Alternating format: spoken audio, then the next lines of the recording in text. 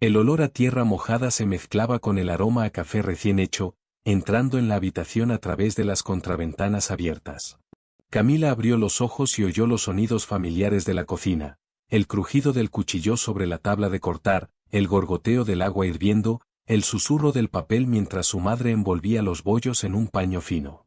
Sabía que su padre se había levantado antes que nadie, había comprobado si había rocío en el tejado, había cocido el maíz para las tortillas de mañana y estaba sentado a la mesa estudiando las listas de la compra de la capital. Era un día normal, como cualquier otro. Camila se vistió rápidamente, se puso su camisa favorita y fue a la cocina. Una tortilla caliente de frijoles negros ya estaba sobre la mesa, envuelta en una fina hoja de palma de plátano para mantenerla caliente. Su madre se ajustó el pañuelo, se apartó un mechón de pelo de la frente y le tendió a su hija una taza de café. A Camila no le gustaba, pero su madre siempre decía que era necesario porque el café caliente hacía real la mañana. Su padre, mientras tanto, preparaba la maleta, en la que guardaba cuidadosamente el dinero, las listas y algunos retazos de tela que su madre le había dado para su tía, que vivía en la capital. El autobús salía en 40 minutos y tenían que darse prisa. Camila acompañó a sus padres hasta la puerta y se quedó observando cómo caminaban sobre las piedras mojadas, pasaban junto a las casas vecinas y desaparecían en la bruma matinal que bajaba de las colinas. Sabía que volverían al atardecer, como siempre. Al quedarse sola, ayudó a su madre con las tareas domésticas, limpiar la mesa, colocar los pesados cuencos que se usan en el mercado, echar el arroz de ayer en el saco. La mañana fluía como si nada pudiera perturbarla. Al día siguiente, el sol salió por las colinas, iluminando el patio, pero sus padres no regresaron. Camila esperó. Al principio pensó que el autobús se había retrasado. A veces, después de la lluvia, las carreteras se vuelven intransitables y los conductores prefieren pasar la noche en la capital. Luego le asaltaron las dudas. ¿Y si habían perdido dinero?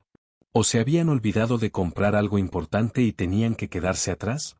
Todas las opciones parecían posibles, pero no demasiado alarmantes. Hacia el anochecer, entró la tía Estela.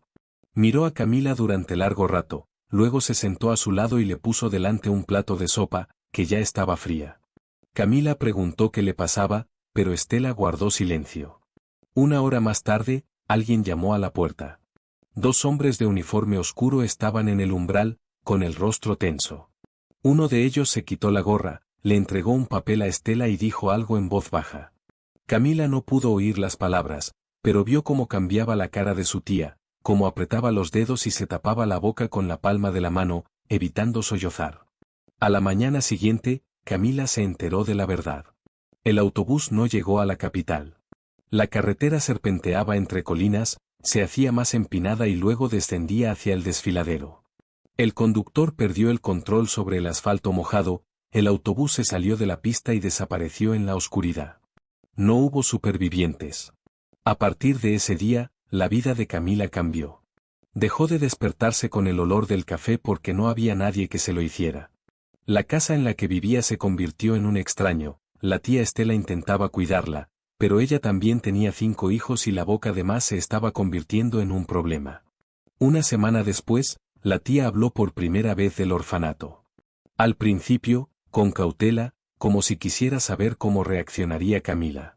La niña no dijo nada. Una mañana Estela la vistió con un vestido limpio, la tomó de la mano y la llevó al pueblo. Caminaron largo rato y luego se detuvieron ante un gran portón, detrás del cual había un edificio con altas ventanas. Había niños correteando por el patio. Algunos reían, otros empujaban, otros estaban sentados a la sombra, mirando un libro. Una mujer vestida de oscuro salió por la puerta, con una cruz. Miró a Camila, sonrió y dijo algo en voz baja. La tía apretó la mano de Camila por última vez y luego soltó los dedos. Por la noche, Camila estaba tumbada en una cama dura, en una habitación con otros 5 niños. Una linterna brillaba tras la ventana, un búho ululaba en algún lugar a lo lejos. Intentó recordar la voz de su madre, pero empezaba a desvanecerse, como si la noche la hubiera borrado junto con todos los demás sonidos. Pasaron algunas semanas. Se acostumbró a la vida en el orfanato, pero no olvidó que era un mundo ajeno. Observaba a los demás niños, se daba cuenta de quién estaba contento, quien estaba triste, quien buscaba amistad y quien se sentaba en silencio en un rincón, sin fiarse de nadie. Aprendió a encontrar la soledad en la biblioteca, a descubrir libros en los que esconderse. A veces recordaba que su madre le decía, estudia para no vivir como yo. Esas palabras se convirtieron en un ancla para ella. Un día llegó un desconocido al orfanato. Era alto, vestía un traje caro y tenía una mirada penetrante. Iba acompañado de la madre superiora, que le explicaba algo mientras recorría la habitación con la mirada. Se detuvo en la estantería donde estaba Camila, cogió uno de los libros, lo hojeó y la miró. ¿Qué estás leyendo? Ella no respondió inmediatamente. Sus dedos apretaron las páginas, su mirada permaneció fija en las letras.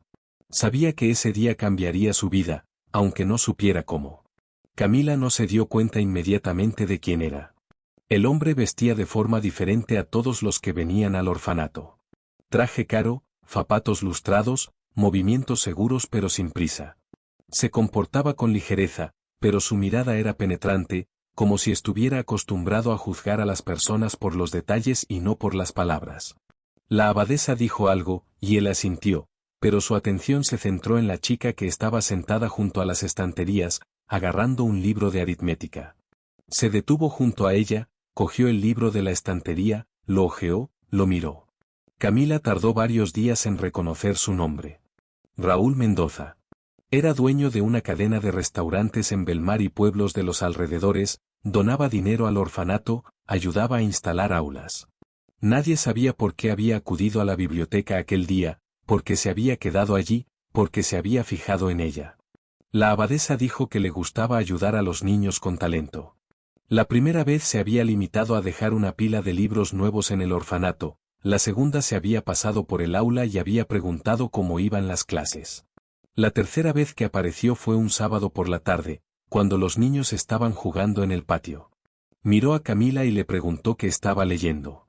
Ella no contestó enseguida. Después, sus visitas se hicieron regulares. No todos los días, pero lo suficiente para que Camila se acostumbrara a su presencia. Venía con libros, a veces solo para sentarse y escucharla leer en voz alta. Los otros niños no le prestaban atención, pensaban que era un benefactor más que aparecía y desaparecía como los demás. Pero no desaparecía. Camila no entendía por qué le prestaba tanta atención hasta que un día le oyó hablar con la madre superiora. Le preguntaba por sus notas, por su comportamiento, por su familia. La abadesa le contó que Camila apenas habla del pasado, que no choca con los niños, sino que es reservada. Que pasa horas en la biblioteca, no jugando en el patio. Que es inteligente, pero no le da importancia. Con el paso del tiempo, Camila se dio cuenta de que Raúl Mendoza era algo más que uno de los benefactores. La estudiaba como si tratara de entender algo. Un día le trajo un libro de economía. Era demasiado complicado, pero dijo que contenía cosas interesantes. Ella no lo rechazó. Una semana después le trajo el siguiente. Pronto empezó a hacer preguntas. Sobre negocios, sobre restaurantes, sobre cómo funcionaba el trabajo de cocineros y camareros. Camila no sabía las respuestas, pero intentaba razonar con lógica. Él la escuchaba, la corregía, a veces sonreía. Así pasaron algunos años. El tiempo en el orfanato pasó lentamente, pero algo empezó a cambiar para Camila. Esperaba sus visitas. Leía libros para tener algo que decir. Pensaba en cómo responder a sus preguntas. Un día trajo unos papeles. Al principio no se dio cuenta de lo que eran. La abadesa le dijo que quería ser su tutor. Ella no sabía qué decir. Raúl la miró con calma, dándole tiempo para comprender. La madre superiora dijo que era una oportunidad. Dijo que tendría un nuevo hogar, una nueva familia, la oportunidad de asistir a las mejores escuelas. Dijo que podía darle un futuro. Camila permaneció en silencio. No quería olvidar. No quería que nadie pensara que acababa de cambiar una vida por otra. No quería sentirse como alguien que había sido recogida y llevada por lástima. Dijo que solo aceptaría con una condición. Conservaría su apellido. Raúl aceptó sin rechistar. Así empezó su nueva vida. La casa era enorme. No había olor a tierra húmeda después de la lluvia. No se oía el crujido de los cuchillos sobre la madera ni el estrépito de los pesados cuencos. Los suelos eran lisos, los muebles relucientes, la cocina parecía un restaurante. No sabía dónde poner las manos cuando entró en su nueva habitación. No sabía dónde empezar una conversación cuando se quedaba a cenar en la mesa. Raúl le dio tiempo para acostumbrarse. No le preguntó demasiado. Pero ella se daba cuenta de que la observaba, de sus intentos de adaptarse al nuevo ritmo de vida. Pasaron meses antes de que dejara de despertarse por la noche esperando oír los sonidos familiares de la calle. Pasaron varios años antes de que dejara de sentirse como una extraña. Pero incluso entonces, no olvidó que estaba aquí no porque hubiera nacido en este mundo, sino porque alguien le había dado la oportunidad. No iba a darla por sentada. La casa ya no le parecía extraña, pero no era realmente la suya. Tenía todo lo que ella necesitaba, pero le faltaban las cosas que la harían verdaderamente cálida. Las habitaciones espaciosas, las alfombras mullidas, la mesa perfectamente puesta, todo parecía existir aparte de ella. Raúl no la presionaba, no intentaba hacerla sentir como su hija, no le pedía que lo llamara padre. Solo estaba allí para ella, observando sus progresos, haciéndole preguntas sobre la escuela, dándole libros, pero sin decir nunca lo que esperaba de ella en el futuro. Camila no tardó en ponerse al nivel de sus compañeros. En el orfanato la llamaban lista, pero aquí, entre los hijos de padres ricos, eso no la hacía destacar, sino que solo le daba la oportunidad de estar a la par. Los demás no pensaban en dónde estudiar, para ellos la universidad era algo natural. No discutían lo que querían llegar a ser, porque sabían que sus familias ya habían decidido por ellos. A Camila nadie le allanó el camino, pero sentía que la mirada de Raúl siempre estaba cerca. No interfería, pero observaba. Ella no tenía que pedir nada. Los libros de texto aparecían antes de que ella tuviera tiempo de pensar en ellos. Cuando hablaba de profundizar en economía, le ofrecían un profesor particular. Cuando se interesó por el negocio de la restauración, un fin de semana la invitaron a la cocina de uno de los restaurantes de Raúl, donde observó cómo trabajaban los cocineros, los camareros y todos los que normalmente se quedaban entre bastidores. En el colegio, escuchaba a sus compañeras hablar de viajes, marcas, eventos en los que debía aparecer para mantener su estatus. No le interesaba. Se daba cuenta de que su mundo no se parecía en nada al que ella vivía y que su pasado nunca le permitiría formar parte de él. No los envidiaba, pero los observaba.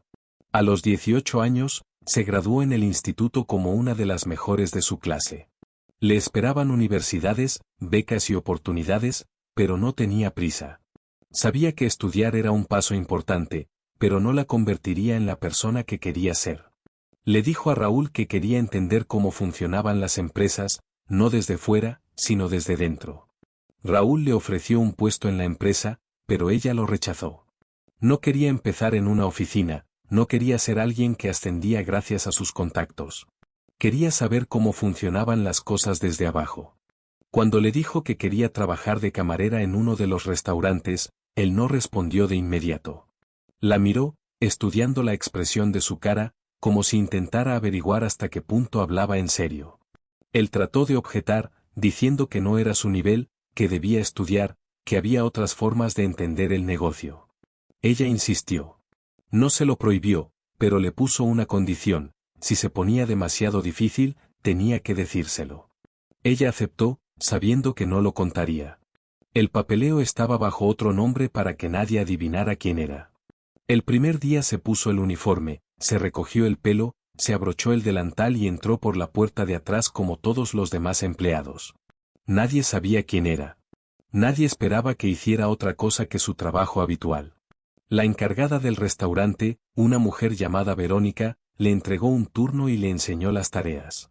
Le explicaron que lo más importante era la rapidez, que no se podía merodear, que si un cliente no estaba satisfecho, era culpa suya. Memorizó quién era responsable de qué, quién era amigo de quién tenía siempre los mejores turnos y quién se quedaba en los más difíciles. Desde el primer día, se dio cuenta de que el mundo de la restauración no son solo los salones relucientes y la comida cara. Son los camareros agotados que trabajan turnos de 12 horas sin descanso. Son los cocineros que gritan cuando se acumulan los pedidos. Son los clientes que creen que pueden hablar con el personal como si fueran sirvientes por su dinero. Al cabo de una semana, le dolía la espalda por las pesadas bandejas, tenía las manos quemadas por los platos y las piernas le zumbaban tanto que tenía que ejercitar las articulaciones antes de levantarse de la cama por las mañanas.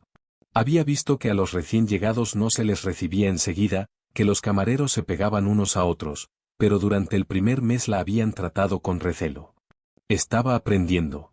Recordaba quien prefería el café sin azúcar, a quien le gustaban las servilletas dobladas de determinada manera, quien dejaba propina y quien fingía olvidarlo. Vio que en el restaurante hay quien consigue siempre las mesas más favorables y quien se queda siempre en segundo lugar. Se dio cuenta de que había que ganarse un lugar en este mundo. Una noche, cuando el restaurante estaba a punto de cerrar, se quedó en el salón recogiendo vasos vacíos. El gerente estaba en el mostrador repasando los informes. Camila sintió que sabía más de lo que debía. Vio cómo se repartían los clientes, cómo se decidía quién atendería a los que dejaban las mejores propinas. Vio que este mundo también tenía sus límites y que no todo el mundo podía traspasarlos. Sabía que aún no era el momento de hablar. Pero el momento de observar era el adecuado. Camila estaba acostumbrada a llegar pronto al trabajo. A las 6 de la mañana, el restaurante seguía dormido, la cocina como un escenario vacío antes de una actuación. Los cocineros llegaban cerca de las 7, los camareros media hora antes de abrir, pero ella siempre era la primera en llegar. Eso le permitía observar, oír conversaciones, fijarse en detalles que los demás no veían. El trabajo de camarera era más duro de lo que ella pensaba. En la universidad decían que el negocio de la restauración se basaba en el servicio, en la comodidad del cliente, en la logística, pero aquí, en realidad, dependía de gente cansada que se movía rápido, callaba cuando era necesario y sonreía incluso cuando quería gritar. Camila no tardó en darse cuenta de que un restaurante no era solo un lugar donde se servía comida, sino un complejo sistema en el que unos tenían los mejores turnos y otros estaban siempre en la sombra. Verónica lo tenía todo bajo control. Asignaba habitaciones, asignaba camareros a las mesas importantes, decidía quién trabajaba en el turno de día y quién se quedaba hasta tarde por la noche. Tenía sus favoritos. Los mejores clientes siempre iban a los que ella consideraba apropiados para su nivel. A los recién llegados les daba órdenes difíciles, comprobando si podían seguir el ritmo, y si alguien cometía un error, lo ponía a limpiar o lo enviaba a la sala de los habituales. Camila intentaba no destacar, pero era más difícil de lo que pensaba. Memorizaba los menús más rápido que nadie, podía hablar de cada plato como si lo hubiera cocinado ella misma, entendía las preferencias de los clientes y se daba cuenta de que a los que venían con regularidad les gustaba que les saludaran por su nombre. Una vez ayudó a un sumiller a elegir un vino cuando se confundió delante de un invitado importante, y no pasó desapercibido. En el negocio de la restauración, no les gusta que alguien sepa más de lo que debe. Los camareros empezaron a recelar de ella. Diego, que trabajaba en la cocina, decía que eso siempre ocurría con los recién llegados, pero Camila sabía que había algo más. No era de las que se limitan a hacer su trabajo. Estudiaba el restaurante, buscaba patrones, memorizaba quién era amigo de quién chocaba con quién se llevaba las mejores propinas. Marina, que llevaba 3 años trabajando en el restaurante, me contó que nunca le encargaban atender a los clientes VIP, a pesar de que era una de las mejores camareras. Sus turnos siempre terminaban tarde, y los pedidos más favorables eran para otros. Camila no preguntó por qué ocurría esto, pero sabía la respuesta. Un día llegó al restaurante Sofía, una clienta habitual que siempre elegía las mejores mesas. Buscaba un camarero que entendiera sus gustos, pero ese día no había, así que Camila la atendió. Sabía que Sofía prefería el vino tinto de cierto año, que siempre pedía pescado pero que no le gustaba servido con limón. Verónica lo observó, pero no dijo nada. Una semana después, Sofía volvió y pidió que la atendiera Camila. Era la primera vez que el cliente elegía al camarero y no al revés. Esto no era de recibo en el restaurante. Verónica había designado al cliente importante, pero ahora tuvo que echarse atrás. Los rumores se extendieron rápidamente. Camila se dio cuenta de que la vigilaban. Sus colegas estaban esperando a ver si cometía un error, si podía soportar la presión. Ella sabía que si cometía un error, lo perdería todo, pero si lo manejaba, lo cambiaría todo. No cometió errores. No se dejaba llevar demasiado lejos. Simplemente hacía su trabajo mejor que los demás, y eso era molesto. Verónica la llamó a su oficina. Le preguntó cómo conocía tan bien el menú, quién le había enseñado, por qué memorizaba a los clientes. Su voz era uniforme, pero había sospechas en ella. A los restaurantes no les gusta que alguien interrumpa el orden, y Camila, sin quererlo, lo había hecho. A partir de ese día, la pusieron a prueba. Le dieron órdenes difíciles, la pusieron en turnos incómodos, le asignaron trabajos que deberían haberla destrozado. No se quejó. No dijo nada innecesario. Se limitó a esperar. Todas las noches tomaba notas en su teléfono. ¿Quién recibía los mejores pedidos? ¿Quién recibía propinas y quién no? ¿Quién no podía cambiar de puesto aunque llevara años trabajando aquí? Vio que Verónica no se limitaba a asignar turnos, sino que controlaba quién podía ascender y quién no. Sabía que si hablaba ahora, nadie la creería. Pero si esperaba, si reunía suficientes pruebas, si era paciente, algún día podría cambiar no solo su posición, sino todo el restaurante. Solo estaba esperando el momento adecuado. Todo en el restaurante obedecía a un orden claro, pero ese orden no era justo. Camila se había dado cuenta de ello la primera semana, pero ahora veía mucho más. Los pedidos más caros los servían siempre los mismos camareros. Los clientes que dejaban generosas propinas solo llegaban a unos pocos elegidos.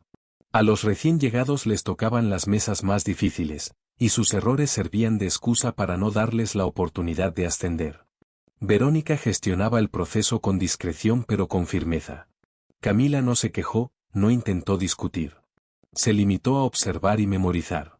Durante 3 meses lo supo todo, quién retrasaba el sueldo de los empleados, quién de los gerentes recibía un porcentaje adicional de los clientes rentables, quién de los camareros estaba dispuesto a cubrir los errores de los demás y quién siempre encontraba a alguien a quien culpar. Sabía quién soñaba con irse pero tenía miedo de quedarse sin trabajo, quien se acostumbró a este orden y ya no creía que pudiera ser de otra manera. Un día, Camila oyó a 2 camareros hablar de que a ella no debían dejarla entrar en las mejores mesas. Se dio cuenta de que se había convertido en una amenaza. No trataba de complacer a nadie, no intentaba agradar a nadie. Solo hacía su trabajo mejor que los demás. Sofía volvió al restaurante y exigió de nuevo ser atendida por Camila. Esto rompió las reglas que Verónica había estado siguiendo. Ahora el cliente no solo elegía al camarero, sino que demostraba que no se fiaba de quien le asignara la dirección. Camila sabía que esto no quedaría sin consecuencias. La cambiaron de turno, la sacaron de la sala, la pusieron de auxiliar. Lo aceptó en silencio. Sabía que Verónica no tenía motivos para despedirla, pero había una forma de hacer que se fuera por su cuenta. Por la noche, anotó algunas cosas más en su teléfono. Cómo se asignaban los turnos. Cómo se colocaba a los empleados en posiciones menos favorables si empezaban a hacer preguntas. Cómo los jefes protegían a los que les eran fieles y presionaban a los que intentaban retirarse. Hubo un acuerdo silencioso en el restaurante. Todos se daban cuenta de lo que pasaba, pero nadie lo decía en voz alta. Nadie quería perder su sitio. Una noche, entró en el restaurante un grupo de clientes que nadie conocía. Parecían caros, hablaban con calma pero exigían. El camarero que debía servirles estaba nervioso, confundió el pedido, trajo el vino equivocado. Los clientes no eran maleducados, pero sus miradas lo decían todo. Verónica intervino, tomó el control de la situación, pero uno de los invitados dijo con calma que prefería que le atendiera la chica que trabajaba con Sofía. La tensión flotaba en la sala. Todos sabían de quién hablaban. Camila salió de la trastienda, todavía con el mismo delantal, las manos oliendo a jabón. No se sorprendió cuando se dio cuenta de que hablaban de ella. Verónica se había visto obligada a ceder, pero Camila veía que aquello no era más que el principio. Atendió a los clientes como siempre lo hace, sin demasiadas palabras, pero prestando atención a los detalles. Los clientes quedaron satisfechos, dejaron buenas propinas, pero lo más importante es que se fueron con la sensación de que algo en este restaurante tenía que cambiar. Verónica ya no podía ocultarlo. Ahora no era solo una camarera. Ahora formaba parte de la conversación que se desarrollaba a sus espaldas. Al día siguiente la llamaron a la oficina. Le preguntaron quién era antes de venir aquí. Dijo que había trabajado en otros sitios, que sabía cómo funcionaba el negocio de la restauración. Le preguntaron por qué se había adaptado tan rápido, porque recordaba más que los demás. No se molestó en explicarlo. Después, las cosas cambiaron. Vio que algunos camareros empezaban a tratarla de forma diferente. Algunos la miraban con recelo, otros con curiosidad. Ella sabía que esto no era solo un restaurante. Era un sistema donde las reglas no se discutían, sino que se aceptaban. Pero ella no iba a aceptarlas. Solo esperaba el momento de cambiarlas. Todo seguía como siempre en el restaurante, pero Camila sentía que la situación se estaba volviendo tensa. Cada día el ambiente se volvía más tenso, los camareros empezaban a notar los cambios, pero guardaban silencio. Verónica tenía el control, pero no tanta confianza como antes. Camila veía que el encargado la observaba, esperando el momento en que cometiera un error. Pero no se equivocó. Los clientes seguían eligiéndola, incluso cuando Verónica intentaba esconderla en posiciones secundarias. Fue un enfrentamiento discreto, pero Camila sabía que pronto llegaría a un punto de ebullición. Anotaba cada detalle, guardaba copias de los horarios, registraba cómo se reasignaban los turnos y quién conseguía los mejores pedidos. Una noche, Raúl llegó inesperadamente al restaurante. Rara vez se presentaba en los establecimientos de su cadena, prefería dejar la gestión en manos de los gerentes, pero esta vez algo era diferente. Entró con paso seguro, miró a su alrededor como si estudiara el entorno y se sentó en una mesa del rincón. La cara de Verónica cambió de inmediato. Se acercó a él con una sonrisa y le preguntó si todo iba bien.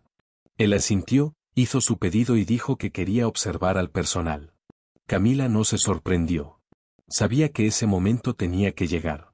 Le lleva el agua, deja el vaso sobre la mesa y le mira a los ojos. Él no pareció reconocerla, pero había un destello de aprobación en su mirada. Esa noche el restaurante funcionaba como de costumbre, pero bajo la atenta mirada del dueño todos se sentían diferentes. Verónica intentaba mantener todo bajo control, pero Camila podía ver lo nerviosa que estaba. Los camareros se miraban unos a otros, como si se dieran cuenta de que algo estaba cambiando, pero sin saber qué esperar. Cuando Raúl terminó de cenar, le hizo un gesto a Verónica. Se apartaron y la conversación no duró mucho. Camila no pudo oír las palabras, pero por la expresión de la cara del gerente se dio cuenta de que la situación estaba fuera de su control. Al cabo de un momento, se volvió hacia ella, la miró directamente y luego miró al resto del personal. Se levantó de la silla y caminó sin prisa hacia el mostrador donde Verónica solía estar detrás. Los camareros se quedaron helados, los cocineros miraron fuera de la cocina. Miró a todos como si los viera de verdad por primera vez, y luego habló. Dijo que llevaba meses observando este restaurante. Dijo que había estudiado cómo se asignaban los turnos, quién ascendía y quién se quedaba estancado en un sitio. Habló de cómo el sistema, que se supone que funciona de forma justa, resultó no serlo tanto. No dio nombres, pero todos sabían que hablaba de Verónica.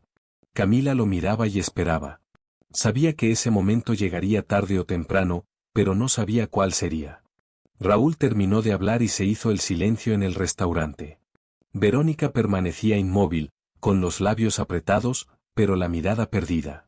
Los camareros guardaron silencio, temerosos de decir algo equivocado, pero Camila sintió que en ese momento no solo cambiaba el restaurante, sino todo el orden que se había mantenido aquí durante años. Raúl anunció que a partir de ahora las reglas del restaurante cambiaban. Los ascensos serían por mérito, la distribución de los turnos se haría transparente y nadie obtendría favores solo porque el gerente así lo decidiera. Dijo que un restaurante no es solo comida y servicio, sino también las personas que le dan vida. Cuando terminó, los camareros se miraron unos a otros. Algunos se permitieron sonreír por primera vez en mucho tiempo. Otros no acababan de creerse lo que habían oído. Verónica salió del restaurante sin decir una palabra. Al día siguiente, Camila vio cómo todo se ponía en marcha poco a poco. El personal empezó a discutir los cambios, los camareros pudieron elegir sus turnos, los que antes trabajaban sin posibilidad de ascenso empezaron a tener nuevas oportunidades. Por primera vez en mucho tiempo, vio a Diego y a Marina sonreír y no trabajar como máquinas. Una semana después, volvió a la sala, ya no como camarera, sino como alguien que había cambiado el restaurante desde dentro. No esperaba agradecimientos, no buscaba reconocimiento. Simplemente hizo lo que creía correcto. Aquella tarde, Raúl la llamó a su despacho. La miró con un respeto que nunca le había mostrado. Le preguntó qué pensaba hacer a continuación. Ella respondió que aún no lo había decidido, pero que ahora sabía una cosa, nunca sería una mera observadora. Él sonrió y dijo que siempre lo había sabido. Camila salió del despacho y se detuvo en el vestíbulo, donde todo empezaba. Ella sabía que este momento no era el final de la historia, sino el principio. Queridos oyentes, suscribíos al canal, poned likes y escribid qué os parece esta historia. Haz clic en la campana para no perderte nuevos vídeos y hasta pronto.